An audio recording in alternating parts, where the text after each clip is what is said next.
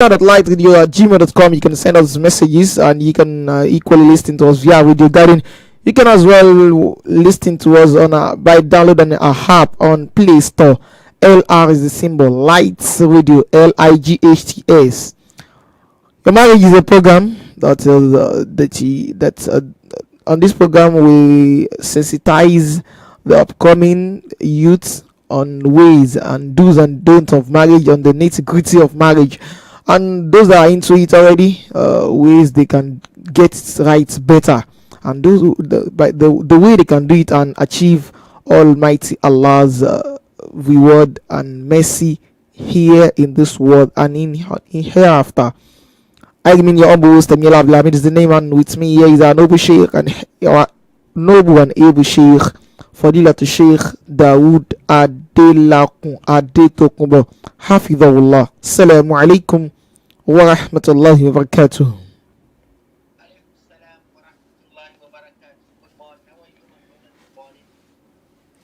I'm fine, sir. Everybody is fine. Alhamdulillah. We thank Allah for His mercy. The Rahmah that descended from heaven. We thank Allah for His mercy. Even this country is the day of independence of Nigeria. God, thank Allah that there's peace and harmony in the nation. We ask Allah to continue to give us peace and harmony in our security and tranquility in our country and the entire world. For last week we were supposed to take a new topic because we ended our topic as regard polygamous and everything that surrounds it upper week.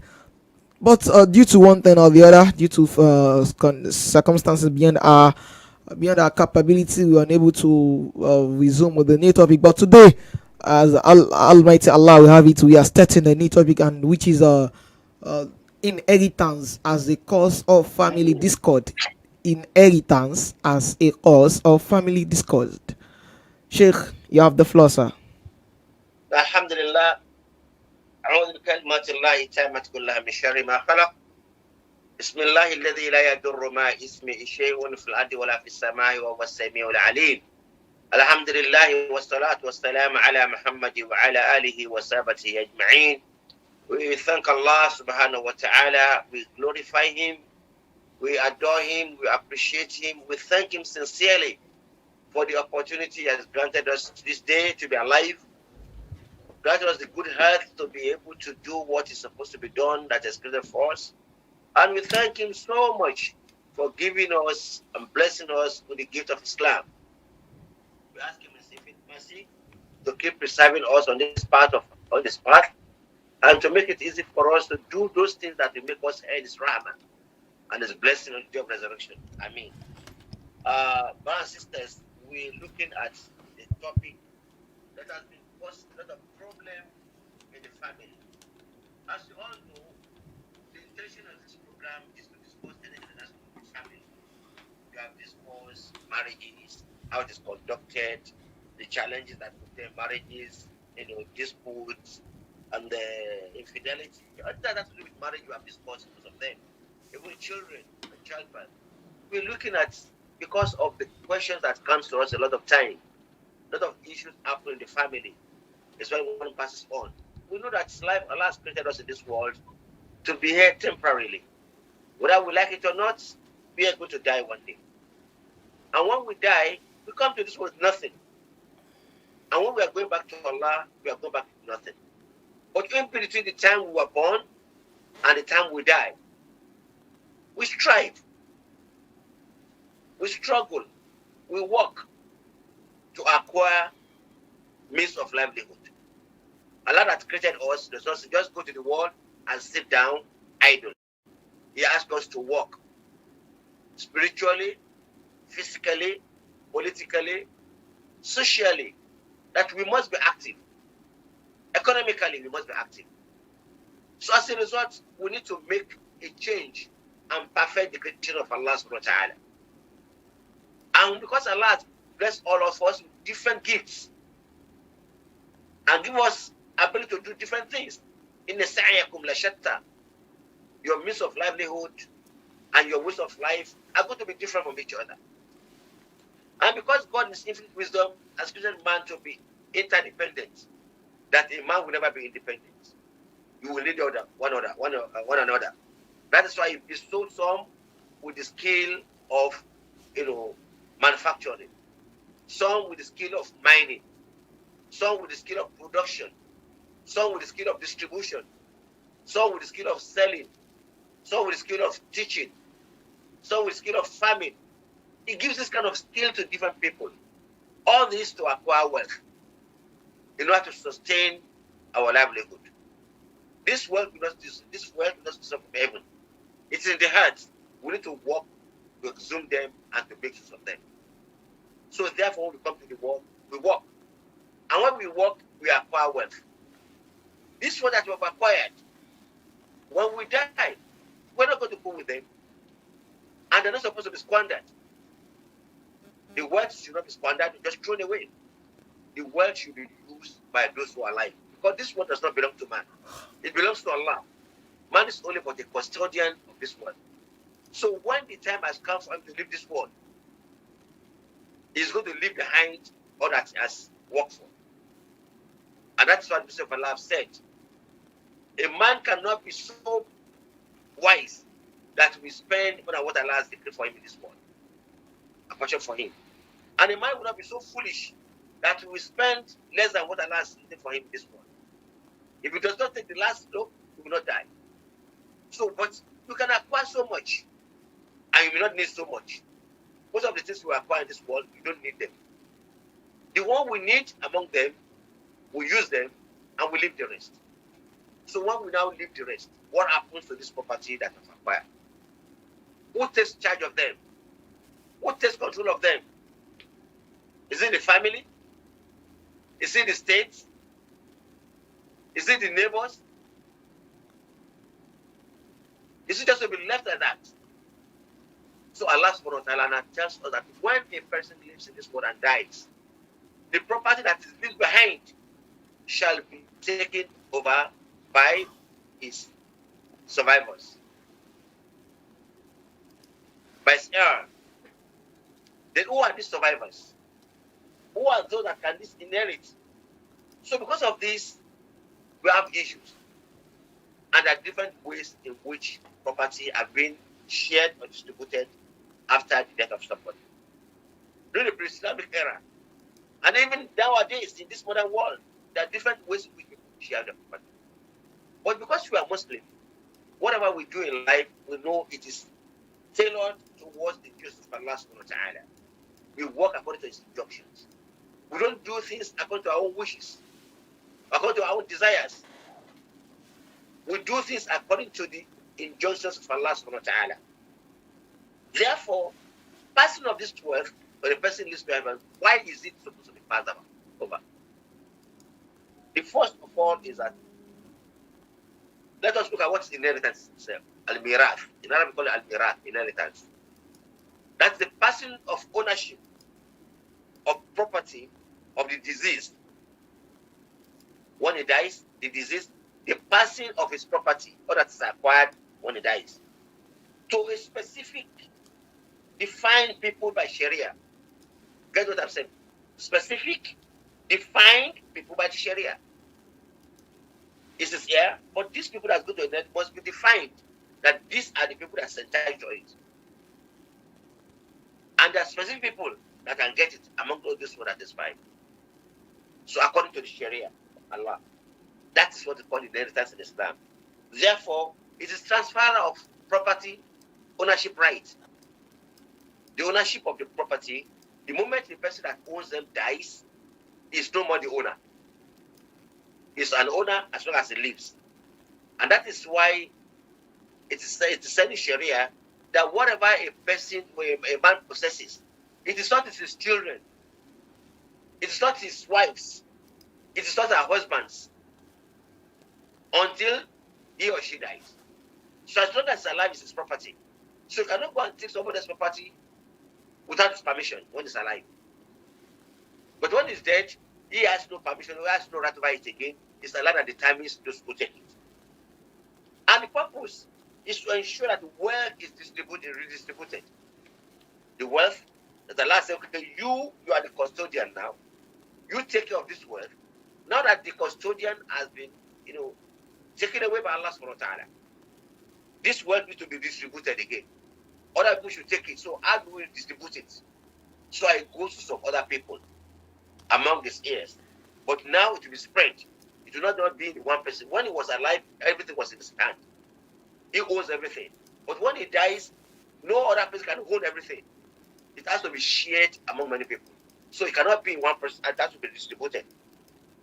So that is one of the purposes to entitle of the family. So according to Allah's injunction. Number 3 of the purpose of inheritance in Sharia is to protect the rights of the male and female children of the family. The male has a right. The female, they have no rights. So to protect their rights, sometimes they can be changed. Sometimes they can be denied. But to protect their rights, Allah says, okay, I'm giving my law. That to be. We are coming to that. Number 5 is to ensure that the efforts of those who have actually worked for them does not go in vain. If the property is left for anybody to just take care or do what they like, and then the effort of the person who has actually labored has gone in vain. So he has some people he wants to get to this property. That is why he doesn't have an absolute right to buy it, but he has some rights to some extent in the property which has left behind. So that his effort does not go in vain. Then this property has to be redistributed, according to Sharia. Also, this to actually make man realize when he's alive that look, everything I'm working for, everything I own, actually not my own. I'm just a custodian of all this property. When I leave this world, this will go to somebody else. This world belongs to Allah subhanahu wa ta'ala. So for these 5 reasons, then there's a need for inheritance according to Sharia. Protect the rights of those who are supposed to know that the property does not belong to you, to ensure that those who are supposed to, the male and children, are guaranteed, to ensure that the price, the what is distributed and it's not wasted and it's not spoiled. So Allah brings out all these laws to protect this property in hand. So for it to take place, there must be 3 things. Al-Mawarith and Al-Warith, Al-Mawruth. Al-Mawarith, the person that owns the property. Therefore, there must be death. There must be death. The owner of the property must have died. You can't share the property when it's alive. The property can only be shared after it's dead. When it's alive, you can give a gift to people. I give you this, I give you a gift. But in terms of inheritance, sharing the property, it cannot be done when the person is alive. It has to be done after it's dead. 2, there must be al-warith. Those who are going to inherit, they must survive us. Otherwise, there cannot be no inheritance. There must be survivors. Who are those that are surviving? Wife, children, parents, they must be there. Otherwise, there cannot be talk of inheritance. Then al-mawruth, we must have the wealth. He must have left something behind. A person that dies without any house, without any property, has not to be inherited. So 3 things must be there. The person will have died. The property to be inherited must be there, and those who are going to be inherited also must be there. So these are so that there can be reusability of wealth. The wealth can be reusable. After you have gone, the wealth will not be static. They can be used by other people. Do not be dormant. So these are the reasons. Now, but because before Islam came, or in different balance, there are different ways in which people actually distribute the property of the dead. In pre-Islamic era and in other cultures. So we have 3 main ways which people do it. We are coming to even Africa, coming to Nigeria here. Some of them will share it. We have the patrilineal. Patrilineal is a situation in which the property left behind is only passed to the male line. Only the male can inherit. Only the male, only the father, only the brothers or the children of the person that died can inherit. Only male. Female are excluded. Then we have it called matrilineal. Matrilineal will, which is egalitarian. Only female children will inherit. Male are disqualified. Some nations, they do it like that. You go to India, some they say that only female inherit. So that's why only female, the women free dowry to men. So there are some cultures like that, only female inherit, male will inherit. There's some culture like that only female inherit. Male are not to have a share. Then we have what's called bilateral. We have both male sons and daughters, they will inherit, but only daughters and sons. It does not go to the wives, does not go to the children, the parents, no. So all this ones, then we have a situation in which only the eldest son will inherit. Only the eldest son will inherit. Other children will not inherit anything. Then you have the one that's called where only the youngest son will inherit. The eldest one will not inherit anything. But the youngest one is okay because the youngest, he has not been taken care of. Other ones have actually enjoyed the wealth of the father. They have maybe they are grown up. So the youngest, okay, takes the whole thing because he has not been taken care of the father. So that's some like that. So, and we have situation where the eldest son, we have situation where only the sons inherit from the father. When the father dies, only the sons can inherit the father. When the mother dies, only the mothers can inherit the mother. Only the daughters can inherit the mothers. So the sons cannot inherit the mother. So there are different kind of cultures in which, inheritance has been done before Islam. In Arabia, in pre-Islamic Arabia, 3 things happens for inheritance. 1, in their own case, only the male, only the eldest son can inherit. The one that can go to war, that can fight war, can partake in the war, that is the one that he can inherit. Others cannot inherit.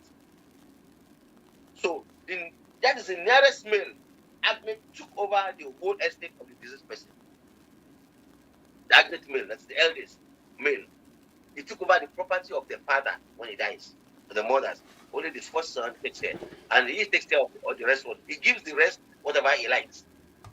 That's what happens in that one. In the Arabia, because it is believed that it's only male that can fight the war. They believe females are just dependents, and they cannot fight war, and they cannot take care of the family, and they're supposed to be fed, so they don't hold property. They are taken like property itself. They are inherited like properties. That's the female in this period. That one. So you also have a situation. That situation too. All females are excluded. No female can inherit anything. All females are excluded from inheritance. Be mother, be his daughter, but all females are inherited. Also, number 3, in the pre-Arabia, the orphans are denied their properties. The orphans. Sometimes the uncle will just come and just say, the orphans, because they are young. Orphan in Islamic definition is child that is below the age of 19 who has lost his father. It's called an orphan. If a child is above 19, it's not an orphan. But they believe that time they can walk. So if a child is below 18 years or 19 years, below 19 years, it's said to be an orphan. So such a child is denied inheritance.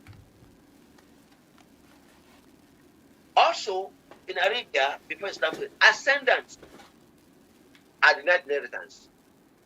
Ascendants means father, mother, grandparents. They are denied inheritance. So the father cannot inherit his child. The mother cannot inherit his child.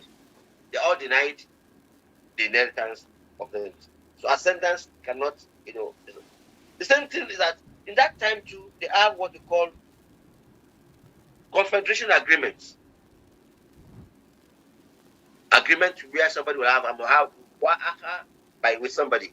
So, somebody can be from Oyo, and you are from Egba, and say, look, I just like you so much, you are my brother. When I die, you inherit all my property. So they have such a confederation agreement with some people. And their own biological children will not have anything.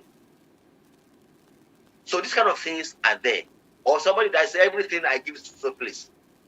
So all these kind of agreements were there in the Islamic era. And because of all this, the problems are happening in the family. Killing themselves, causing of problems. So Allah now comes to say, let us come in and give directives on how this thing should be shared. The same thing we have in Yoruba land. In Yoruba, when people die, they say that they say by Digi. They look at the number of wives he has. So each wife, has a share, but the children has no share. So the children goes on to whatever they give to their mother. But it is not like that in the Sharia. A child is different. The mother is different. Whether a woman has a child or not, she has a right of inheritance, and the children to have their right of inheritance. So this is what we are going to discuss today before we go to Yoruba, at least as far as introduction is concerned. So all this we are going to look at them in future. What is the position of Islam in the distribution of wealth? How is it to be distributed? Who are those that are entitled? And what is the share of everyone? Then we are going to look at what is wasiya. You leave a legacy behind, or something like a will you leave behind. And what is inheritance? There are two different things entirely. Wasiya and inheritance. We want to look at the differences and how it's applied today, and how to write this wasiya in such a way that even when person dies, it does not cause problems after them. So this is what we're going to look at, inshallah. We pray Allah to Allah make it beneficial to each and every one of us, and bless us indeed. Ameen. Jazakumullahu khairan. Now we go on a short break. By the time we resume back, we take our Yoruba listeners along. Stay tuned. I praise Allah for sending me you, my love. You found your home, it's here with me, and I'm here with you. Now let me let you know, you've opened my heart. I was always thinking that love was wrong, but everything was changed when you came along. Oh, and there's a couple of words I wanna say. For the rest of my life, I'll be with you. I'll stay by your side, honest and true, to the end of my time. I'll be loving you for the rest of my life, through days and nights. I'll thank Allah for opening my eyes, now and forever. I'll be there for you. I know it deep in my heart. أعوذ بالله من الشيطان الرجيم. بسم الله الرحمن الرحيم. الحمد لله رب العالمين. Wassalatu wassalamu ala rasulillah. Adọ́pẹ́ fún Ọlọ́run Ọba. Àtọ̀rọ̀ ìkẹ́gẹ́ fún Ànábì wa Muhammad sallallahu alayhi wa sallam. Ìkẹ́ni àkọ́mọ́ mọ́ lórí Ànábì nìkan, àwọn sàhábà Ànábì, àwọn tábìrì àti àwọn tábìrì tàbíìn bá ṣe bèrè fún Ànábì. Ọlọ́run dákun máa ṣe àjẹgbẹ́ fún wọn lápọ̀. Ilé náà ni a fi ń kí n káàbọ̀ sórí ètò yẹn tó wá Your Marriage. Eléyìí tó ní títí gbòòyàn àti iléeṣẹ́ Light Radio, Orísun ìmọ̀. Bẹ́ẹ̀ ṣe ń gbọ́ wa ètò láǹfààní àti máa wà lórí àwọn ìtàkùn abánidọ́rẹ̀ẹ́ eléyìí tó wọnú kulubi àwáyé lórí YouTube Light Radio, lórí Facebook Light Radio, bákan náà lórí X The Light Radio. ẹ tún láǹfààní àti máa gbọ́ wa ní kétékété lórí Radio Garden. Bá ti lọ sórí Radio Garden ẹ kàn search fún Light Radio LIGHTS. bákan náà ẹ tún lè download app wa lórí Play Store fáwọn tí wọ́n ń lo ẹ̀rọ ìbánisọ̀rọ̀ gbàlódé ti Android. tó ń lọ ẹ̀rọ ìbánisọ̀rọ̀ gbàlódé ti Android, ẹ lọ sórí Play Store yín kẹ́ download Light Radio. ẹ máa gbọ́ wa ní kétékété ní sòsè níbo tí ń dún bí náà ni yóò mọ̀ já sí yín létí. lórí ètò yìí, ètò tá a pè ní Your Marriage, bẹ́ẹ̀ náà ni a ti máa ń láǹfààní àti ṣe àti dára wa lẹ́kọ̀ọ́, àpájùlọ àwọn ọ̀dọ́ tí wọ́n ń bọ̀ táwọn náà ń palẹ̀ mọ́ àti fẹ́yàwó, àbí àwọn ọ̀dọ́ lóbìnrin tí wọ́n ń palẹ̀ mọ́ àti relé ọkọ. ẹ súnmọ́ bí kẹwàá gbọ́ ètò Your Marriage yìí. bákan náà àwọn tí wọ́n ti lọ́kọ àbáwọn tó ti fẹ́yàwó, tá ti ń kọ́ ìdílé wa, bá a ti fẹ́ kí ìdílé wa rí, bá a ti fẹ́ kọjọ́ ọ̀la ìdílé wa rí gẹ́gẹ́ bí mùsùlùmí. Ẹ̀rí ètò yìí náà lẹ́ẹ̀ ti kọ́ gbogbo àwọn tó yẹ kẹ́ ẹ mójútó, àwọn tí ó yẹ kẹ́ ẹ fílẹ̀, àwọn tí ń jẹ́ kí ìgbéyàwó yín ó mọ láàyè. Orí ètò yìí náà lẹ ti lè gbọ́ àwọn ọ̀nà tẹ́ gbà láti fi ṣàtúnṣe sára yín tá a fi jèrè ń bí àti láyé ń bí àti níjọ́ gbé Al-Qiyamah. abẹ́lọ́wọ̀n ọba Allah kó mọ́ ṣe àsan wa ní ẹ̀san olóore.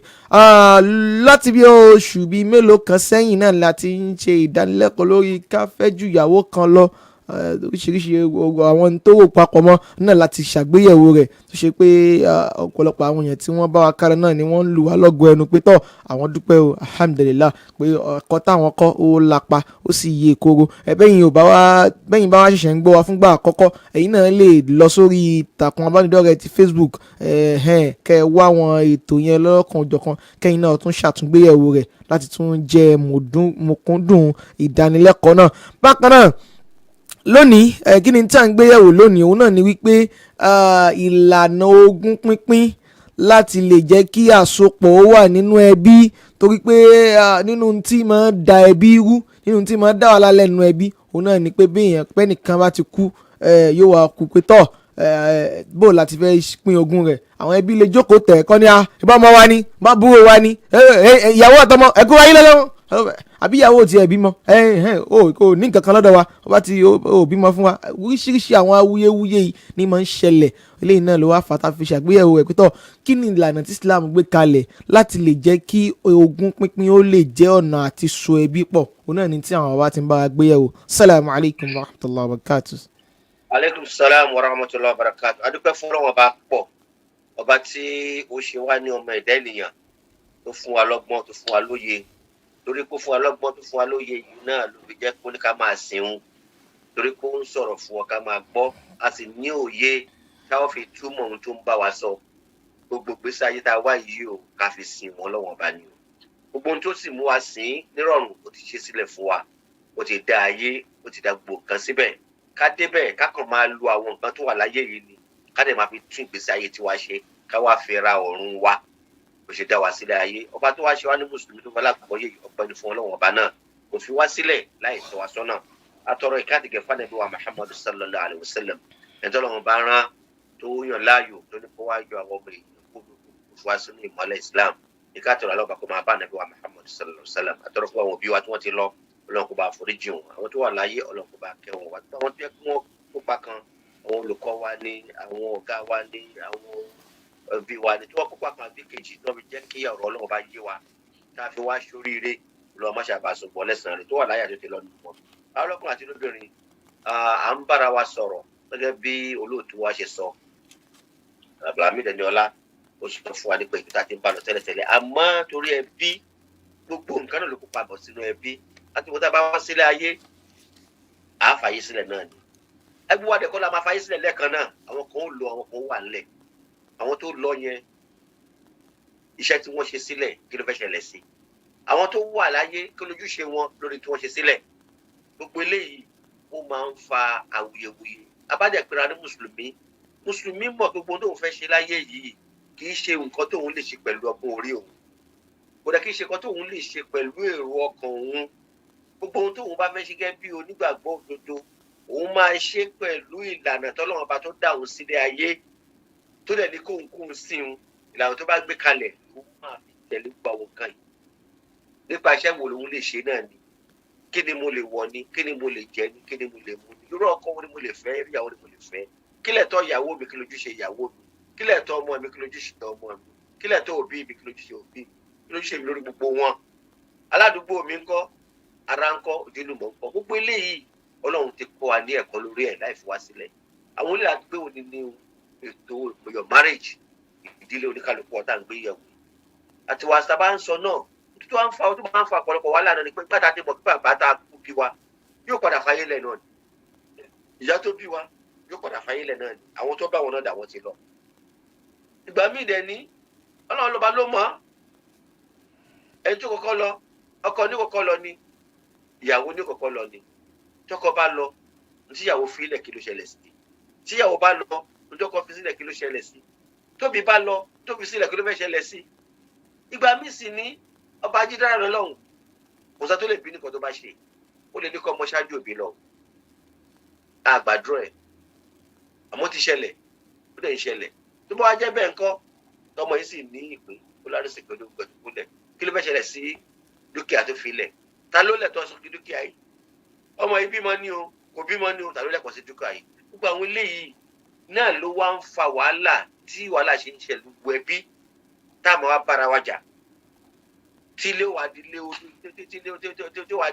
ogun yóò di ilé ọ̀tẹ̀ yóò di bó bá bu lẹ́sẹ̀ wọ́n máa para wọn nítorí ogún ẹ̀kọ́ fogún sílẹ̀ wọ́n torí ẹ̀ para wọn jà ètò wa tẹ̀ ń bára ìjà tó ogún èyí bó ṣe máa ń sọ ọmọkùnrin èèyàn ló máa ń jà nítorí ogún ológun ọmọkùnrin èèyàn ló máa ń jà nítorí ogún ológun ẹni tó fogún sílẹ̀ náà kúkú ti lọ ṣé wọ́n sọ pé wò lè ṣoríire ni ṣé wọ́n náà lè lówó lọ́wọ́ láti ṣiṣẹ́ tiẹ̀ kó náà ní tójú bẹ́ẹ̀ lọ ni kò sẹ́tọ́ Ọlọ́run ọba ò lè kẹ́ ẹ̀ Ọlọ́run ló kẹ́ ẹ tó fún títí ẹ̀ má torí títí ẹ̀ jà ó ti kú tó bá lẹ́tọ̀ọ́ sí kó gbà á má torí tó jẹ́ gbogbo apẹ́lú mi bẹ́ẹ̀ ló gbé jà irọ́ àrùn rẹ ní pé ló máa ń fà á Ọlọ́run má jẹ́ kí ọ̀run rẹ̀ pé kò sẹ́tọ́ ò tẹ̀lé ṣoríire Ọlọ́run ti kọ́ mú ní kálukú ni àmọ́ bí táwọn ń lọ kọ́ yẹn bí táwọn ń lọ náà ní ìpè kan kí ló fà á tó kọ̀lọ̀kọ̀ wà láti máa ń ṣẹlẹ̀ àti pé báwo la ṣe wá ń ṣe ètò yìí tí òfin ní máa sí ogun tí òfin máa sí ọ̀tẹ̀ Ọlọ́run dá wa sílé ayé kò ní ká wá jókòó sáyé ká kọ̀ máa jẹ ká kọ̀ máa ó ní ká wá ṣiṣẹ́ kò ní ká lanú sókè tó ń ta fẹ́ jẹ́ jábọ́ sí wa lẹ́nu kò ní ká kọ̀ jí ká kọ̀ wá nulẹ̀ òun ta fẹ́ ká kọ̀ kí lẹ́kọ̀ọ́ dédé bọ́ọ̀lù ká máa kó sínú ká máa sùn lọ ká máa jí ó ní ká ṣiṣẹ́ ń ta fẹ́ jẹ ta fẹ́ mu ká fi owó ara wa wá Ọlọ́run mo dá gbogbo nǹkan tó ọdún rẹ̀ fún ọjà alákòófíà máa àìṣ gbogbo nǹkan tẹ̀lé máa fi jẹ ìmú mo fi sílẹ̀ mo ti dá sílẹ̀ lórí ilẹ̀ tí ní pípẹ́ lọ wú jáde ẹ lọ mú ibi tó mo fi sí ẹ ṣiṣẹ́ láti wá mo fi pamọ́ ni lọ wá ibi tó mo fi pamọ́ sí fún ẹ àdísìkẹ́ wà mí kò mo fi pamọ́ ni o ṣiṣẹ́ tọ́ wá mọ̀ nípa ẹ̀ kó wá lọ wú jáde ibi tó bá wà ká lọ wá àwọn àdísìkẹ́ tó lọ kọ́ fún kálukú wa jáde mo náà ṣe dá wa nìyẹn Ọlọ́run sì dá wa káwọn kan ní jura wọn lọ ó dá wọn kan kò dá ìmọ̀ ẹ̀dá ènìyàn gbogbo wa rí bákan náà kò lè dá wa kéèyàn lè dá dúró ó dá ọmọ ènìyàn ká máa nídìí ara wa ká máa wá ara wa ká máa ní bùkátà sí ara wa ẹgbẹ́ ní o ẹlòmíì tó lọ́ọ́ dá sí nìyẹn ó mọṣẹ́ àgbẹ̀ ṣe ẹlòmíì ká máa wú àwọn àlùmọ́ọ́nì jáde ńlẹ̀ ló mọ̀ ṣe máìnì àwọn ẹlòmíì ká máa kó nǹkan pọ̀ mú nǹkan ká máa kó nǹkan pọ̀ ká máa ṣe òun náà mọ̀ ṣe àwọn ẹlòmíì ọjà ló mọ̀ ta ẹlòmíì ìpolówó ọjà ló mọ̀ ṣe ẹlòmíì ọ̀rọ̀ ló mọ̀ sọ ẹlòmíì ẹ̀kọ́ ló mọ̀ yàn kọ́ ẹlòmíì ilé ló mọ̀ kọ́ ẹlòmíì ọkọ̀ ló mọ̀ wà oríṣiríṣi iṣẹ́ oríṣiríṣi Ọlọ́run kọ́ ní kálukú ní ẹ̀kọ́ títí fún lẹ́bùn títí ẹ̀ lọ́tọ̀ọ̀tọ̀ ẹ̀bùn tó náà wá fún kálukú ni mo máa fi jẹun ni mo máa fi wá kó ọ̀rọ̀ jọ tó ti wá ń jẹun yìí kì í ṣe tó máa jẹ nìkan ló máa rí ajẹ àtiwáṣẹ́kù afẹ́yàwó abọ́mọ abẹ́yàwó nígbà tó àtiwánú tó ti ṣẹ́kù àtikọ́lé ilé tó kọ́ náà gbà tó bá ti kú tán kò lè gbélé yìí lọ ilé yìí máa wà mẹ́fà wọ̀nà ó ní mọ́tò náà gbà tó bá kú náà wọ́n tó fi sílẹ̀ mọ́tò tó lò kò lè gbé lọ wọn lè síbọ̀ mọ́ máa fi sílẹ̀ ni oríṣiríṣi nǹkan tó wá ń ṣiṣẹ́ pé mo fẹ́ jókòó lásán yìí ó ti ń ṣiṣẹ́ yẹn ló ní àjẹṣẹ́kù lórí tó ní gbogbo tó lẹ̀ ní kọ́ ló máa lò tán kò dẹ̀ gbàdúrà kò dẹ̀ sẹ́ tó gbàdúrà kó jẹ gbàdúrà tó kó jẹ tó kó tó kú kó wá kó tálákà kó tó gbàdúrà ẹ̀ àdúrà kó má kó tálákà ló máa lè tó bá jẹ́ pé ìwà fẹ́ kó tálákà ó mìíràn pé ó máa fi nǹkan sílẹ̀ ó máa fi wealth ó máa fi ọ̀rọ̀ ìyá mi yóò bá wealth jèrè ó máa fi ọ̀rọ̀ lẹ̀ ó máa fi dúkìá sílẹ̀ dúkìá tó wá fi sílẹ̀ yìí òun kọ́ ló ní mọ́ o tó bá ti kú tí ẹ bá ti kú òun kọ́ ló ní mọ́ àlìkíyàmọ̀ tẹ̀ ló fèsì mọ̀ọ́mọ́ta kan kọ́ bọ̀ kíyàmọ̀ tẹ̀ òní kankan láyé yìí mọ́ ó ti ṣe tó bá tó ṣe yẹn ó ti fi ra ọ̀run nítorí wọ́n fi sílẹ̀ ní pọ́pátì yìí bála ṣe fẹ́ ṣe kí kankan dànù ní kankan ìfẹ́ tó kú ti kú o ẹ fi ilé ẹ̀ sílẹ̀ o kẹ́kọ̀ọ́ má gbé bẹ́ẹ̀ o ẹ fowó ẹ̀ sílẹ̀ dá sí tì o ẹ̀dùn ẹ̀dá sódò kó tó má gbé lọ o abẹ́ rí mọ́lẹ̀ o ṣàmáṣe bẹ́ẹ̀ ni àbí ìjọba ló máa mú gbó arísìkè ní ẹgbẹ́ ó ti kú o ìjọba àpapọ̀ gbó àti gbó lẹ́gbàá gbé mọ́lẹ̀ àbí àwọn ẹbí wa ló kú o mọ́gàjí bá dé o gbogbo nǹkan tó wọ́n lápá ibi sílẹ̀ o àwọn la ní o àbí àwọn ọmọ àbí ìyàwó àbẹ́gbọ́n àbábúrò àbóbí gbogbo àwọn eléyìí possibility ni wọn kó lè ṣẹlẹ̀ tí ẹ bá kú lọ tó lè kó ọ̀rọ̀ lọ torí pé tí ẹ bá ti wá kú yìí kò lè mú ọ̀rọ̀ tó mú lọ sọ́run nítorí sílẹ̀ yìí àdẹ̀gbọ́dẹ̀ fi sílẹ̀ wọ́n dọ̀ bàjẹ́ ilé nìyẹn ó gbé owó nìyẹn ó ná oúnjẹ ni àwọn yóò jẹ, oko ni àwọn yóò bọ́ síbẹ̀. Àwọn wo ló wá lẹ́tọ̀ọ́ sí? Àwọn wo ló lẹ́tọ̀ọ́ sí? Bí tí wàhálà ti wá wà ní. Ẹlòmíà ní òun ló lẹ́tọ̀ọ́ sí. Àbúrò mi ni, ẹ̀gbọ́n mi ni, èmi mo ní. Ọ̀rẹ́ mi ni, àjọṣiṣẹ́ ni, èmi mo ní. Bàbá mi ni, èmi mo ní. Ọmọ mi ni, èmi mo ní. Ìyàwó mi ni, ọkọ mi. Oríṣiríṣi wa ń kílè mọ̀ ẹ̀tọ́ títí ẹ̀ lórí ẹ̀. Ó lẹ́tọ̀ọ́ sí o, kò lẹ́tọ̀ọ́ sí o. Ó ṣàrò pé àtúnṣe jẹ́ kó ti kò ló lẹ́tọ̀ọ́ sí. Gbogbo àwọn eléyìí wá ń lọ bẹ́ẹ̀ tí àwọn ọmọ ènìyàn ń ṣe. Àwọn ènìyàn tó wá lẹ́tọ̀ọ́ sí wá pa àwọn tó lẹ́tọ̀ọ́ sí. Àwọn tó lẹ́tọ̀ọ́ sí mí gan sáà kó ń bẹ̀ pé mi ò lè ti dúró ogún wá kú. Bẹ́ẹ̀ dẹ̀ ni kó bí yẹn fi nǹkan sílẹ̀ kí yẹn jẹ́ kí nǹkan yẹn lálàṣe ẹ̀ṣẹ̀ ní. Òbí yẹn fi nǹkan sílẹ̀ ó wá fi sílẹ̀ fún wa bàjẹ́ ẹ̀ṣẹ̀ ní. Torí pé kí ni o ti jọ arúgún nìyẹn. Tó bá wà láyé kò ní jẹ́ kí nǹkan yẹn bàjẹ́ lójú ẹ̀ wájú kó bàjẹ́ lẹ́yìn ẹ̀. Ara ẹ̀kọ́ tó fi máa kọ́ ọmọ kó tó lọ náà nìyẹn. Gbogbo àwọn ilé ìlúmídà lógún tó ní nǹkan tó pọ̀ sílẹ̀ tí pé nǹkan ò mọ̀, ẹbí ò mọ̀, ìyàwó ò mọ̀, ọkọ ò mọ̀. Pẹ̀lú báyìí nìkan bẹ́ẹ̀ nìkan báyìí àwọn ọ̀rẹ́ ló mọ̀. Ṣọ́ọ̀rẹ́ yẹn ló lógún. Ọ̀bọ̀ rẹ̀ òun ló ní. Ó dẹ̀ ti kú. Òun gbẹ́sẹ̀ ló gbẹ̀ náà. Àbíjọ́ ọ̀rọ̀ nǹkan lòún mọ̀ nǹkan ẹ̀. Ṣé òun ló ní? Gbogbo àwọn nǹkan báyìí lóṣìṣì ló ṣẹlẹ̀. Tó jẹ́ pé àwọn èèyàn ń ṣe tó wá ń dá wàhálà lẹ̀. Wọ́n bá sí wàhálà yìí. Káwọn bá di ẹ̀bí lórí ẹnìkan pé nìkan ló pe bóyá kí n yóò dá. Ẹnìkan ló ṣe Ọlọ́run ṣe jẹ́ dá sí i. Tí n bá pè fúnra mi náà ẹ tó bá fẹ́ mú ìmì ọlọ́kọ̀ wa mú. Kó tó wá di pé Islam dé. Àbí báyìí Islam ṣe dé dáì ṣe wà ń sìn. Ọ̀pọ̀lọpọ̀ ọ̀nà làwọn èèyàn ń gbà tó fi ń pín ogún. Àmọ́ ogún pípín yìí kí ló wà fún? Àkọ́kọ́ n tà ń pè ní ogún pípín ni pé ìmáa mú dúkìá tẹ́ni tó ti kú ká mú fún àwọn tó lẹ́tọ̀ọ́ sí gẹ́gẹ́ bọ́lọ́run ṣe sọ. Dúkìá ẹni tó ti kú ìmáa pín fún àwọn tó lẹ́tọ̀ọ́ sí gẹ́gẹ́ bí Ọlọ́run ṣe sọ ló ń jẹ́ ogún nínú ṣẹ̀ríà. Ká tó wá lè pín ogún nǹkan mẹ́ta láti ṣẹlẹ̀. Àkọ́kọ́ ìyẹn láti kú. Ẹ̀kejì ẹni tó kú yìí láti ní dúkìá. Ẹ̀kẹta ẹni tó kú yìí láti láwọn tó fi dẹ̀ tó lè jù. Ìyàwó ni o, ọmọ ni o, òbí ni o, à ń bọ̀ lórí yẹn. Tí ò bá sí mẹ́tẹ̀ẹ̀ta yìí kò sí pàǹpógún. Ẹni tó ní ọba tí ì kú ẹ̀ lè pín. Wọ́n yẹ kógún lójú ẹ lójú ológun. Lẹ́yìn ọ̀rẹ́ máa ń pín ogún ẹ̀bùn ọ̀tọ̀, ogún ọ̀tọ̀. Mo fún ẹlẹ́bùn báyìí ọ̀tọ̀. Mo fún ogún báyìí bá ti lọ tán ni o. Tí ọba ìgbà tí bá kú tán ló tó di tìyẹn ló jẹ́ ogún. Wọ́n ìjogún yàn lójú ayé ẹ̀. Tó láti kú ó láti kọ́kọ́ kú. Bọ̀dọ̀ náà wá kú yín sí alátẹ̀lẹ́kọ̀ọ́ gbogbo tó ní o ó ti ná ogún ẹ̀ tán. Àbí gbogbo tó ní o ó ti jẹ gbèsè. Gbèsè láì fi san. Tó bá jẹ́ gbèsè ló jẹ sílẹ̀ tó ká ọ̀pọ̀ ọ̀pọ̀ ogún kankan o máa fi san gbèsè ni o. Àbí nǹkan oníkan ló ń lò tí wọ́n yá tó kàn ń lò tẹ̀rọ kó ló ní. Tọkàn ní kó máa lò ní o. Máa gbélé yẹn. Àti wọ́n ti wà láyé máa gbé bẹ̀.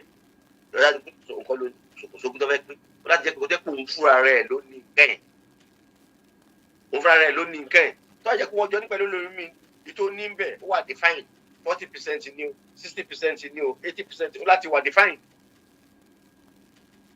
So tí yẹn bá ti wà ẹlẹ́kẹta òun náà wà ní pé àwọn tí ó jogún dà ṣó níyàwó ṣó lọ́mọ ṣó lóbí tó bá sáwọn yẹn ṣó lẹ́bí ṣó lára tó bá ti sí gbogbo àwọn yẹn kò sẹ́ni tí ó jogún ìjọba ló lógún. So kò sẹ́ni wọn nípìn ìjọba kan máa gba ni torí pé kò sẹ́ni tó fẹ́ jẹ́ kò lẹ́bí kò lára. So nǹkan mẹ́ta yìí ó ṣe pàtàkì láti mọ̀ nípa ogún pípín. Islam ṣe láti lè dáàbò bo ẹ̀tọ́ àwọn tó lẹ́tọ̀ọ́ sógún. Àwọn kan lẹ́tọ̀ọ́ sí ẹ̀tọ́ wọn mọ̀ káwọn lẹ́tọ̀ọ́ sí. Àwọn kan lẹ́tọ̀ọ́ sí torí pé wọ́n kéré bí ọmọ ni. So àwọn kan tó lágbára nú ẹbí wọ́n gbẹ́sẹ̀ lé. Láti lè má di àwọn láti jẹ́ kí àwọn tó lẹ́tọ̀ọ́ sí wọ́n rí ẹ̀tọ́ wọn pa nínú ogún. Islam ṣe dá sí. Ẹlẹ́ẹ̀kẹta náà ni pé àwọn tó ṣiṣẹ́ kí wàá lẹ́wọ̀n bàjá sásán. Káwọn tó yẹ tó kọ́ máa kọ́kọ́ gbé nígbà tó bá ṣe náà kọ́kọ́ ti débẹ̀. Wàhálà tó ṣe mò ń ṣe torí mo ṣe wàhálà torí ọmọ mo ṣe torí ìyàwó mo ṣe torí ọjọ́ ọ̀la ó dẹ̀ kú tán náà sí ọjọ́ ọ̀la náà dà tán ọjọ́ ọ̀la ẹ̀. nínú láyé náà ọjọ́ ọ̀la ìyàwó náà làwọn ọmọ ọ̀la òbí ọjọ́ ọ̀la láyé náà nìyẹn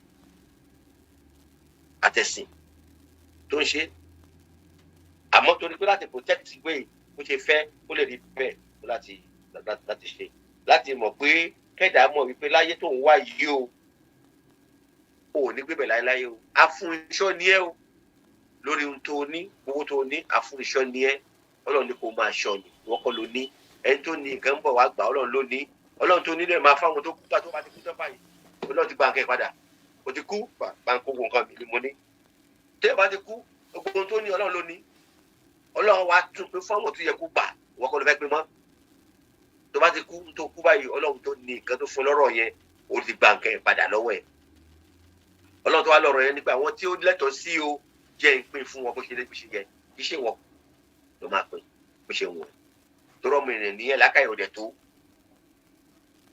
sentiment ló máa fi pín eléyìí iṣẹ́ mi eléyìí ṣe kíní kan àmọ́ ọlọ́run mọ̀ pé àwọn tó lẹ́tọ̀ọ́ sí eléyìí ọlọ́run máa ṣe bẹ́ẹ̀ so láti lè mójútó àwọn kan márààrún yìí àwọn náà ni Islam ṣe gbé ètò pínpín gbé sílẹ̀ now ogun tí wọ́n sọ yìí sí kó tó di wípé Islam dé ọ̀nà oríṣiríṣi ni wọ́n ti ń gbà tó fi ń ṣe ọ̀rọ̀ pínpín nílẹ̀ aláwọ̀ dúdú ni o nílẹ̀ aláwọ̀ funfun ni o aláwọ̀ kanákẹ́ni ni o oríṣiríṣi ọ̀yà àwọn kan wọ́n ń pín ogún tó jẹ́ wípé àwọn ọkùnrin nìkan ló lè jogún nínú ẹbí àwọn ọkùnrin nìkan ló lè jogún àwọn ọmọkùnrin àwọn ọmọbìnrin wọn lẹ́tọ̀ọ́ sí ó lè jẹ́ ọmọkùnrin ẹ̀gbọ́n àbúrò bẹ́ẹ̀ ni ọba márùn ni àwọn nìkan ni wọ́n lẹ́tọ̀ọ́ sí male láyé nìkan ló lẹ́tọ̀ọ́ sí. ẹlẹ́ẹ̀kejì àwọn ọkọ wa ìpínlẹ̀ obìnrin nìkan ni náwọn ìlú mi tọ́kì ọjọ́ bá ti kú báyìí bá ti kú bá bí a ti kú àwọn obìnrin nìkan ló máa ń lẹ́tọ̀ọ́ sóbì torí ní sáàdì ibẹ̀ yẹn àwọn obìnrin ní máa gbọ́ bùkátà lé àwọn ọkùnrin kan máa ń jókòó máa mutí wọn àti ṣiṣẹ́ obìnrin ló máa ń ṣe obìnrin ló ń san owó orí obìnrin ló ń san owó ẹ̀ owó ló ń kó obìnrin ló ń kó fún àwọn ìlú bẹ́ẹ̀ obìnrin ló máa ń jogún torí à ń bọ̀ nídìí tó fi jogún gbogbo fún rẹ̀ à ń bọ̀ pàtó wọn bá tó fi kún bóyá pín yẹn à á sọ tó fi kún bóyá pín torí kò lọ́pọ̀lọpọ̀ lè fẹ́ ọlọ́run ṣe lè pín bẹ́ẹ̀ yẹn ọlọ́run mú nídìí tó fi kún bóyá pín torí àwọn tó ń gbọ́ bùkátà àwọn ìjọba pé obìnrin kan ló ń gbọ́ bùkátà ọkùnrin kan máa jókòó ni àwọn obìnrin ló máa ń gbógun bẹ̀ ọkùnrin gbógun wọn fọkùnrin lókun obìnrin ló ń fẹ́ ọkọ ló ń gbé ọkọ wálé àwọn ọbẹ̀ yẹn obìnrin kan ló ń gba ogún àwọn míì wá wà tó pé náà pé atọ́kùnrin àtọ́bìnrin ni wọ́n ń pín ogún tó fẹ́ bá ti ṣẹ̀ríà Islam àmọ́ báwo náà ṣe ń pín ọ̀tọ̀ ni àwọn kan wà tó jẹ́ pé ibi ọdún kan àwọn ọbẹ̀ wà tó pé náà tó bá fẹ́ pé àwọn ọkùnrin àkọ́bí ọkùnrin nìkan òní ó gbogbo ẹ̀ àwọn bí kan àkọ́bí àbígbẹ̀yìn ọkùnrin nìkan òní gbogbo àkọ́bí àtàwọn tó jẹ́ kúrò lóko àyè tó jẹ́ àbíkẹ́yìn ọmọ ọkùnrin òní kò gbogbo lọ ọmọ ìgbàjọ ọmọ ìyàwó àwọn ètò láwọn àwọn olùkọ́ nìyẹn yóò ṣe ti Islam bẹ́ẹ̀ adẹ̀ náà kọ́ jẹ́ pé náà pé ọkùnrin ló máa gba tó bá ti jẹ́ àkọ́bí ọkùnrin ìdá méjì ohun tó kù tó bá tó kù yà gbẹ̀rẹ̀ àdásí méjì báyìí àwọn akódà kan gbogbo dákọ̀ tó kù á kò fáwọn tó kù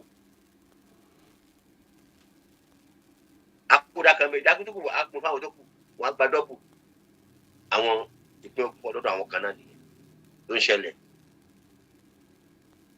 ní China ni o ní Japan ni o láwọn ọdún àwọn ọkọ̀ olùkọ́ tó ṣe bẹ́ẹ̀ tí wọ́n ṣe mùsùlùmí mú sọ o bẹ́ẹ̀ náà rẹ̀ ní àwọn tó jẹ́ wípé náà pé tọ́kùn bàbá bá ti kú àwọn ọmọkùnrin nìkan ní ó jogún bàbá tí ìyá bá ti kú àwọn obìnrin nìkan ló jogún ìyá àwọn méjì ṣògo bẹ́ẹ̀ ọkùnrin nìkan ló máa ń jogún ọkùnrin àwọn ilé obìnrin nìkan ló máa ń jogún ọkùnrin àwọn ìlú kan wọ́n tún ṣe bẹ́ẹ̀ yẹn náà lọ́dọ̀ fi ń ṣe ọ̀rọ̀ ògùn pínpín gbogbo àwọn ilé ìwà ń lọ lóríṣiríṣi ọ̀nà bẹ́ẹ̀ nílẹ̀ Yorùbá àwọn náà mọ ọ̀pọ̀lọpọ̀ tó ń ṣẹlẹ̀ Yorùbá ń bì àárín tó jẹ́ pé náà fún wa ní ìdígi tí ẹ̀ka bá kú wọ́n ní ìdígi náà máa fi kú ìbá bímọ mẹ́wàá tó bá ti kó fún ìyá yẹn gbogbo ọmọ mẹ́wàá máa pín ìbá jẹ́ bímọ kan tó bá ti kó fún ìyá yẹn lọ́dún gbogbo máa pín. wọ́n ń lò bẹ́ẹ̀. àwọn ibì kan wà sẹ́kọ̀ọ́ ìdàkú tó bá tẹ̀sí kú báyìí àtobìnrin o àtogún o àjẹmógún lóbìnrin. gbogbo àwọn eléyìí ń lọ bẹ́ẹ̀ lọ́nà oríṣiríṣi táwọn èèyàn fi ń pe ogún. gbogbo àwọn eléyìí ní Islam fọwọ́ sí. kó tó wá di pé Islam gẹ́gẹ́ tó wá ìgbà tó wá dé tàbí Muhammad sallallahu alaihi wasallam wá dé tó lọ ń gbé dìde tó kókó jáde nílẹ̀ Lárúbáwá. kó tó di pé Islam di àwọn Lárúbáwá náà wá ní àwọn àṣà títí wọn náà torí ogún pínpín ẹ jẹ́ ká mọ̀ o torí ọ̀pọ̀lọpọ̀ ohun tá à ń pè nínú ṣẹ̀ríà òfin Islam kì í ṣe àwọn kan wà sí pé Islam kan ló gbé wá o Islam ń ṣe àtúnṣe ní o à ń fẹ́ yàwó Islam kan ló gbé yàwó dẹ́dẹ́ ó wá ṣe àtúnṣe ni ó wá ṣe àtúnṣe ni ọ̀rọ̀ à ń fẹ́ yàwó méjì à ń fẹ́ yàwó mẹ́ta Islam wá ṣe àtúnṣe ni àwọn èèyàn ti ń fẹ́ mẹ́wàá wọ́n fẹ́ mẹ́ẹ̀ẹ́dógún bẹ́ẹ̀ bá ìsọ̀ tẹ́lẹ̀ Islam wá ṣe kíni Islam wá pé gbọ́dọ̀ kọjá yé báyìí ni Islam wá tún àwùjọ ṣe ni gbogbo ohun tí ò dá láwùjọ Islam wá ń kọ́ pé bẹ́ẹ̀ ṣe ń ṣe yìí ò dá báyìí ní kẹ́ ẹ ṣe báyìí ní kẹ́ ẹ ṣe tọ́rọ mọ ènìyàn ní agbóyè láti wà fún ẹ láti ń gba ẹ̀sìn Islam wá ṣàtúnṣe gbogbo àwọn nǹkan tí ò dá tó ló wá ń túnṣe bákan lọ́rọ̀ ogún pípé yìí náà kótó nípa nàbí wa Muhammad sallallahu alaihi wasallam dé làwọn èèyàn ti ń kú àwọn èèyàn ti ní property wọ́n dà ti ń ṣe property wọn lọ́nà tó wù wọn lọ́nà tó yé wọn pẹ̀lú ìròrí tí wọn àwọn gbọ́ àwọn òròrí ló ní kùdìẹ̀kùdìẹ̀ nú oríyàn ló ń sọ kí Islam náà tó wà tó tẹ́tù kọ́ nílẹ̀ Lárúbáwá ní kó tó di pé Islam dé àwọn Lárúbáwá àkọ́kọ́ ọkùnrin tó bá jẹ́ àkọ́bí ọkùnrin olùkọ́ ló lè jogún the adult male child ọkùnrin àkọ́bí tó jẹ́ pé òun ló lágbára torí pé torí nílẹ̀ Lárúbáwá ọkùnrin tó máa ń tó ṣiṣẹ́ ọkùnrin kókó lọ jagun sọkùnrin yàtọ̀ bí ọkùnrin jẹ́ kó ló máa dídò fámìlì ní gbogbo ọdún máa jẹ́ kó ní bí olùwàjẹ́ pé bá a dá òdò lé òun nìkan ló lè jẹ ogún nínú àṣà títí wọn. gbogbo tó bá ti ń jẹ́ obìnrin àti ìyá ni o àti ìyàwó ni o àti ìyàwó bàbá wọn ni o àti àwọn ọmọ àbúrò wọn obìnrin ni o àtàwọn ẹgbẹ́ wọn obìnrin ni o gbogbo pọ́pọ́tá wọn ní kankan tó máa gbà. lórí wọn kà wọn kún bùkátà àwọn gbọ́ bùkátà lórí wọn ni àwọn gan kí ló ń ṣe wọn kàn jókòó kọ́kọ́ jẹun wọn ṣiṣẹ́ nìkan tí wọn ní kankan lẹ́tọ́ nítorí náà wọn obìnrin wọn fún wọn ní ogún. ẹlẹ́kẹta gbogbo àwọn ọmọ òrukàn tí ẹ̀ bàbá fi sílẹ̀ àtọkùnrin ni o àtobìnrin ni o tí ò bá tí ì dé èjì pé ó ti tó bàlágà tó dà kó jẹ́ ọmọkùnrin wọn ní fún ní kankan. àwọn ẹ̀gbọ́n bàbá àwọn àbúrò bàbá ló máa gbẹ́sẹ̀ lé ṣẹ̀kẹ́rì ti bí àkọ́bí ọkùnrin ti bàjẹ́ jẹ́ pé ló máa gbẹ́sẹ̀ lé jọ́kẹ́ ọmọ àkọ́bí ọkùnrin yẹn wọn tí ì bàlágà wọn tí ì dépò káwọn náà dé ọ̀nà ti tó pàṣẹ àwọn tí ó lákàyè wọn wọn ò ní fún wọn ní kankan. àwọn ẹ̀gbọ́n bàbá àbúrò bàbá wọn máa gbẹ́sẹ̀ lé lọ́wọ́ ọmọ yẹn wọn ti dẹ̀bọ̀ ọ̀fà ni wọn ti dàgbà. eléyìí ó ń lọ bẹ́ẹ̀ ní ilẹ̀ Lárúbáwá kó tó di pé Islam dé. bákan náà àwọn tó ń jẹ́ ascendants wọn fún wọn lógún àwọn ni àwọn bàbá ìyá wọn fún wọn lógún ọmọ nìkan ló lè gbógun òbí wọn ní tẹkẹ ọkọ bàbá wọn ti tí wọn bá kú bàbá tó bá ní bàbá láyé tó bá ní ìyá láyé wọn ní fún bàbá ìyàwó tọ́jú ìyàwó gẹ́gẹ́ bí ilẹ̀ Yorùbá náà nípa Ọlọ́run jẹ́ kó jogún ọmọ òun Yorùbá yìí fẹ́ pé kó ṣe àpapọ̀ bẹ́ẹ̀ nínú ṣẹ̀ríà nínú property tó ọmọ bá kú òbí wà náà àwọn tó lẹ́tọ̀ọ́ sí property títí ẹ̀ à ń bọ̀ bẹ́ẹ̀ yẹn ṣùgbọ́n kí n lè Lárúbáwá kò sí òbí tó lè jẹ nínú property ọmọ ẹ̀ tó bá ti kú báyìí ó parí ní gbogbo tó nìyẹn òun lè gbà bẹ àwọn tó máa ṣe.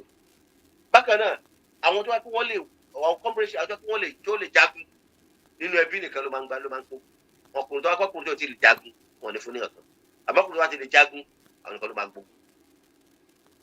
ẹlẹ́ẹ̀keje òun náà nìkan tó máa wá ní àjọṣepọ̀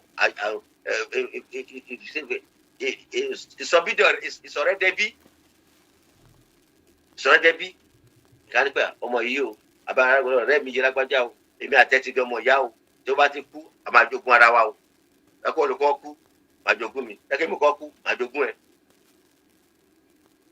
wọ́n á ṣe yẹn jẹ́ pé wọ́n á ṣe yẹn jẹ́ pé àwọn tó wá jọ mọ̀ ìyá wọn kankan fúnra wọn àbí àwọn ọmọ kan fúnra wọn wọn lẹ́tọ̀ọ́ sí àwọn ọmọ wọn ní lẹ́tọ̀ọ́ sí ọ̀rẹ́ yẹn ló máa lẹ́tọ̀ọ́ sí gbogbo àwọn eléyìí ó wà bẹ́ẹ̀ àbẹ́ lómi tó pọ̀ rẹ̀ ẹni tó pé òun ló gbà fọ́tọ̀ rẹ̀ kú adẹ́gbẹ́sẹ̀ lé gbogbo alòlòwò ní gbogbo àwọn eléyìí wá jẹun tí ó ti ń ṣẹlẹ̀ ó tó di pé Islam wá dé pé gbogbo tí à ń ṣe yìí o gbogbo ẹ̀ ló mẹ́hẹ̀ ìdí tá a fi ń tọ́ fi ń para wọn nìyẹn ó ṣe lè jẹ́ kọ́ bí ọkùnrin kan ló máa kókó àwa tó kù nǹkan àwa jẹ́ kínní àwa para wọn lórí ẹ̀ ó ṣe lè jẹ́ kọ́ bàbá ìyàwó mi ló máa gbọ́ àbúrò bàbá mi ló máa jogún wọn para lórí ẹ̀ ó ṣe jẹ́ káwọn ọmọ yẹn ló máa ní òun lẹ̀gbọ́n wà bẹ́ẹ̀ òun ló lẹ̀gbọ́n òun làbúrò bà bẹ́ẹ̀ òun ló tọ́jú bà bẹ́ẹ̀ òun ló ṣe kínní kan àwọn ọmọ yẹn ṣe lè kógún wọ́n ṣe lè ṣe kínní oríṣiríṣi ìṣẹ̀lẹ̀ táwọn èèyàn ń para wọn tí wọ́n ń ṣera wọn léṣe lórí ọ̀rọ̀ ológun dé nítorí pé kí ni àlàkàyè ọmọ ènìyàn náà fi ń pè kúmọ̀ àríwá báyìí Islam ṣe wá dá sí lágbára Ọlọ́run ọba lásán tó ń bọ̀ láwọ̀ àwò kí ni Ọlọ́run ọba sọ nípa ọ̀rọ̀ ogun yìí ṣíṣe tó ní ká pín ẹbí lórí ká má pín ẹbí mi wá sí ọdún mẹ́wàá ọdún mẹ́ẹ̀ẹ́dógún wọ́n ti kí wọ́n ti pọ̀ wọ́n ti pín ẹni wọ́n ti pín náà lágbájá ò ti dàgbà tàmẹ̀dọ̀ ò ti dàgbà wọ́n fi sílẹ̀ àbẹ́lómi ìgbà tó ti fẹ́ yàwó kan tó ti dé wálé ọkọ kan ni ọkọ ti kú ó dẹ̀ ti wá ó ti wá dé ọkọ ti kú tó ti lọ ó ti wá dé olùwà bá wọn ṣopó fẹ́ pogun ìyàwó tó ti lọ oríṣiríṣi ló ń ṣẹlẹ̀ nílẹ̀ Yorùbá tó ń ṣẹlẹ̀ ní àgbáyé nípa ọ̀rọ̀ gbogbo àbẹ́lómi ni tó kọ sílẹ̀ pé ó yẹ kí mo ti kọ wíìlì mi sílẹ̀ lágbájá ẹ̀fín yé báyìí tàmẹ́dọ̀ ẹ̀fín yé báyìí tàmẹ́dọ̀ má fún ní kankan ìyá iṣẹ́ mi àtọwọ́n àti ìyá ẹ̀wọ̀n lẹ́tọ̀ọ́ sí kankan oríṣiríṣi bẹ́ẹ̀ tó gbogbo àwọn oríṣiríṣi báyìí tó ń ṣẹlẹ̀ ní Islam wá kékeré ni ló wá tún ṣe tó lágbó látọ̀sẹ̀ tó ń bọ̀ inshallah a máa wo àwọn kí ni Ọlọ́run bá sọ lórí ọ̀rọ̀ gbogbo pé nígbà wo lè ayẹ ká pín àwọn olólẹ́tọ̀ sí à ń sọ lórí yẹn inshallah lẹ́yìn láti máa sọ pé nípa àwọn bá wọlé tó ní kálukú àyíbọ̀ lórí ẹ̀ náà àyíwá ń bọ̀ lórí àwọn tó jẹ́ wípé náà pé wọ́n lẹ́tọ̀ sí tí wọ́n lè lẹ́tọ̀ sí mọ́ ọkọ̀ tó lè lẹ́tọ̀ tẹ́lẹ̀ àmọ́ tí wọ́n lẹ́tọ̀ mọ́ kí ló fà á tí yóò fi lè lẹ́tọ̀ sógun bàbá ẹ̀ ó wà kí lẹ́tọ̀ tí yóò fi lẹ́tọ̀ sógun ìyá sógun ọkọ ẹ̀ ó wà wá ìtọ́kọ lè jogún ìyàwó ó wà wá tí ìyàwó lè jogún ọkọ ó wà kí làwọn kan tó lè ṣẹlẹ̀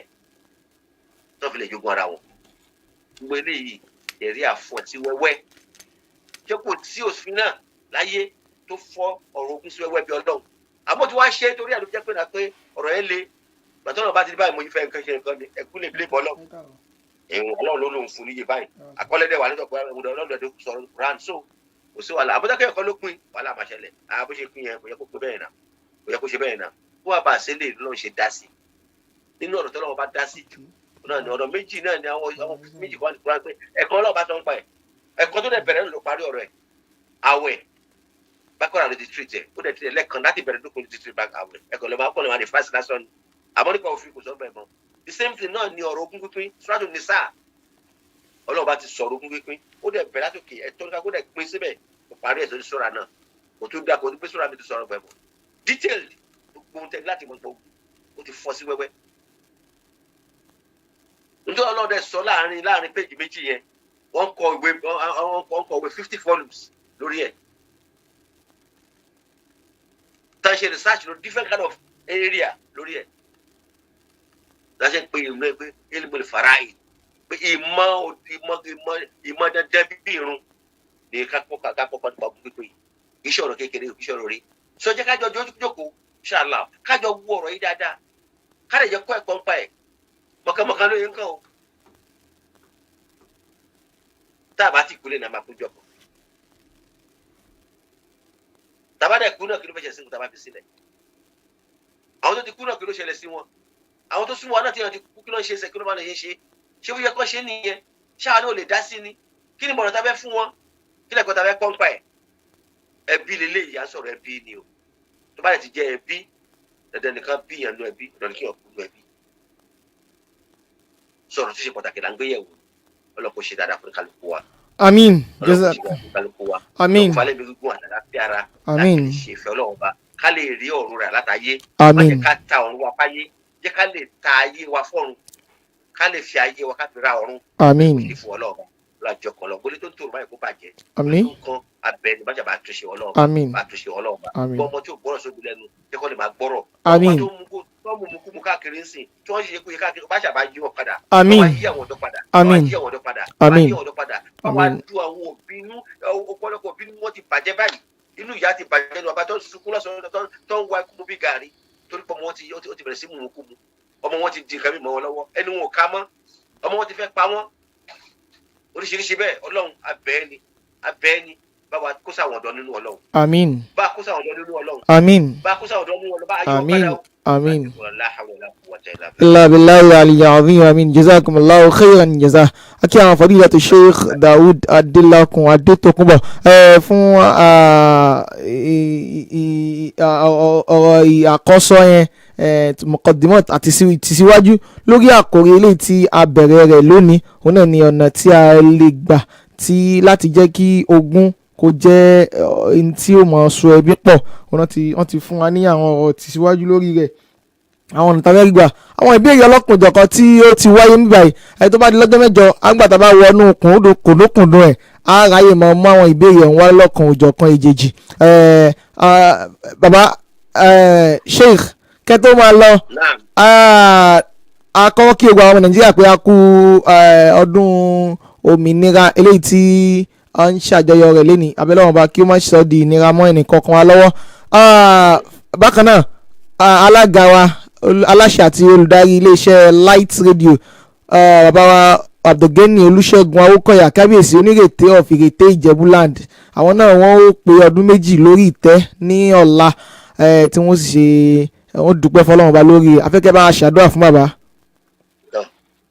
ọlọ́ọ̀bá tí ọba tó bá ń fi ọba jẹ kó láàmú malikul mulk tu'til mulka man tasha wa tanzi'ul mulka man tasha وتعز من تشاء تذل من تشاء بيدك الخير بيدك الخير بيدك الخير انك على كل شيء قدير تولج الليل في النهار وتولج النهار في الليل تخرج الحي من الميت وتخرج الميت من الحي وترزق من تشاء بغير حساب كل ربي قد اعطيتني من الملك وعلمتني من تحويل وحديث فاتر السماوات والارض انت ولي في الدنيا والاخره توفاني مسلم وعليك بالصالحين والله بابا شابان ولا ولوري ọba tó fi wọn dé ipò ọba yìí tó jẹ́ kó lè máa ṣe ọba jẹ́ kó lè máa ṣe ìfẹ́ Ọlọ́run ọba lórí ẹ̀ wá ràn wọ́n lọ lórí ipò tó wà yìí jẹ́ kí wọ́n lè rí ìdùnnú Ọlọ́run ọba lórí ẹ̀ má jẹ́ kí wọ́n rí ìbànújẹ́ Ọlọ́run ọba lórí ẹ̀ wá fún wọn ní ẹ̀mí gígùn àti àlàáfíà ara àti àrísìkí àti ọgbọ́n àti òye tí ìyẹn fi ń rí àwùjọ tó fi ń rí àwùjọ darí ní àwùjọ fi jẹ́ pé dàgbò yóò fi bá ìfẹ́ Ọlọ́run ọba mu Ọlọ́run ṣàbà fún yín ṣe wà ràn yín lọ́wọ́ bá tó di láti ṣe ìtàtúwà gbé kalẹ̀ yín náà tá wá ń ṣe